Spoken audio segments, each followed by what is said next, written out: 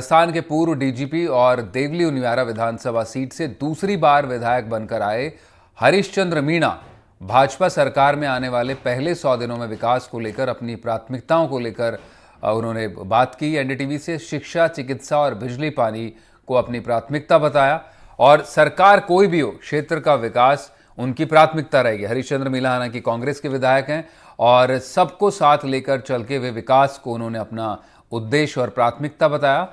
साथ ही शांति और सौहार्द का भी उनकी विधानसभा में माहौल रहे, ये भी उनके एजेंडे में है। इसको लेकर वो कोई कभी कसर नहीं छोड़ेंगे, क्षेत्र में विकास को हमेशा तरजीह देंगे। देवली उनियारा विधायक से हरीशचंद्र मीणा जो है उनसे बात की है हमारे सहयोगी रवीश टेलर ने। देवली उनियारा से दूसरी बार विधायक बने हरीश जी मीणा हमारे साथ हैं। बात करते हैं कि क्या है पहले 100 दिन के लिए उनका एजेंडा, किस तरह का विजन रखते हैं, क्योंकि विकास की बात करते हैं। दूसरी बार वो विधायक बने हैं और इस क्षेत्र में पहली बार ऐसा हुआ है कि कोई विधायक दूसरी बार चुनकर आया है जनता के बीच में। आप विधायक बने हैं दूसरी बार, अब सरकार नहीं है, तो पहले अगर हम 100 दिन की बात करें तो क्या प्राथमिकताएं रहने वाली आपकी अपने क्षेत्र के विकास के लिए? मेरी वही प्राथमिकता रहेगी जो जनता की आवश्यकता है। जनता चाहती है विकास।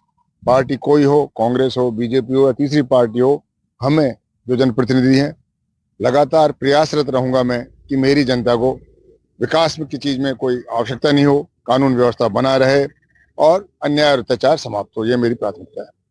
अगर पिछले 5 साल की बात की जाए तो आपने, हमारी जब भी बात हुई तो आपने कहा विकास मेरी प्राथमिकता रही, विकास करवाएं। वो ऐसे कौन से 2-3 काम हैं जो नहीं हो पाए, जिनको आपने जो है अब अपने एजेंडे में शामिल किया है? जैसे कॉलेज मैंने 3 खुलवाए, 3 महिला कॉलेज खुलवाई। मैं चाहता हूं शिक्षा का विस्तार हो और जिसमें विशेष तौर से महिला शिक्षा का नई कॉलेजें खुलें, नई स्कूलें खुलें, क्रमोन्नत हो स्कूलें, और जहाँ स्कूल है वहाँ नए विषय खुलें ताकि हमारे बच्चे बच्चियों को पढ़ने की हर वो सुविधा मिले जो उनके भविष्य को संवार सके। तो ये मेरी प्राथमिकता रहेगी और मैं सरकार से, विधानसभा में जब बैठूंगा, सरकार से मांग रखूंगा कि हमारे बच्चों के जो हित है उसकी रक्षा करें ताकि हिंदुस्तान मजबूत हो। आप अपने प्रचार के दौरान जब बात होती थी तो ये भी कहते थे कि देवली को जिला बनाना भी मेरी प्राथमिकताओं में शामिल है। आपने हमसे भी बात में ये बात कही थी कि जब दोबारा अगर जनता मुझे चुनेगी तो हम भी कोशिश करेंगे। जब कांग्रेस सरकार थी, आदरणीय अशोक गहलोत साहब हमारे मुख्यमंत्री थे, अनेक नए जिले बनाए गए थे और उसी विषय में मैंने आदरणीय मुख्यमंत्री महोदय साहब से बात करी थी। तो उन्होंने कहा जब भी कांग्रेस सरकार दोबारा बनेगी तो हम इस पे भी विचार करेंगे, देवली पे भी विचार करेंगे कि और जब जिले बनेंगे तो देवली का भी इसमें विचार किया जाएगा। आपके क्षेत्र में अवैध खनन, बजरी का खनन, माफियाओं जैसी कई समस्याएं भी देखने को मिली है, तो उन पर किस तरह लगाम लग पाएगी?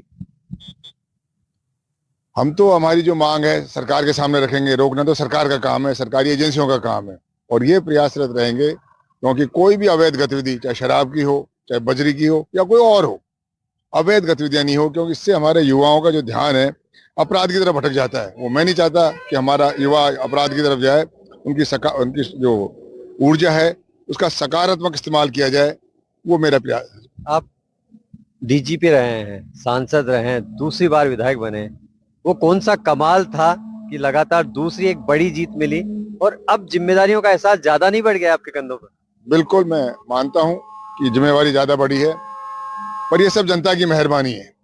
पार्टी कोई हो, व्यक्ति कोई हो, जीतता वो है जिसको जनता का आशीर्वाद मिलता है। तो मैं अपने आप को सौभाग्यशाली मानता हूं कि देवली उनियारा की जनता ने दोबारा मुझे मौका दिया उनकी सेवा करने का और मैं उसमें कोई कसर नहीं छोड़ूंगा।